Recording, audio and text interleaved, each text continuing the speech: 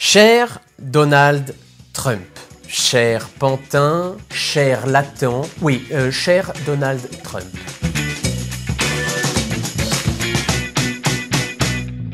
Si je t'écris aujourd'hui, mon cher Donald, c'est afin que tu mettes un terme à cette vaste blague avant qu'il ne soit trop tard. Moi, venir en ami. Moi, même tribu que toi. Moi, parler même langage. Bien sûr, rien ne m'étonne venant d'un homme comme toi. Mythomane, misogyne.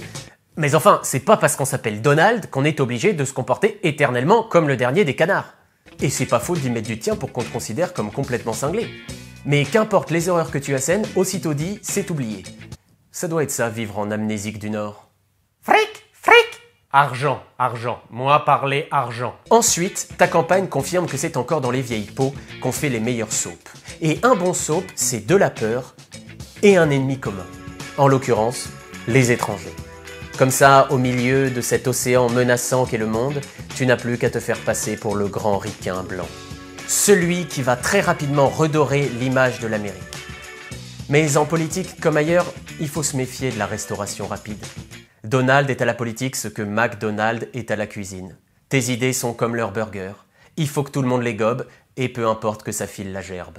Et puis enfin, en affirmant tout haut ce qu'habituellement les fous taisent, tu as prouvé qu'il y avait plus efficace que le populisme, le simplisme, et que les gens n'attendent que de croire en quelque chose qui les dépasse, en l'occurrence le fabuleux destin de l'Américain.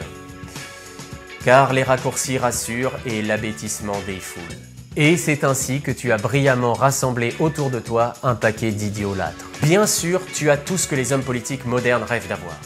Un excès de confiance en toi, un sens presque inné du mensonge, une vulgarité sans autre pareil, mais enfin, laisse donc la politique aux gens dont c'est la seule source de revenus. Fric, pognon, dollars. Alors, mon cher Donald, je te le demande en ami, retire-toi et continue de préférer l'investissement à l'investiture. Car sinon, tu risques de basculer du côté obscur de la farce. Tendrement, Michael.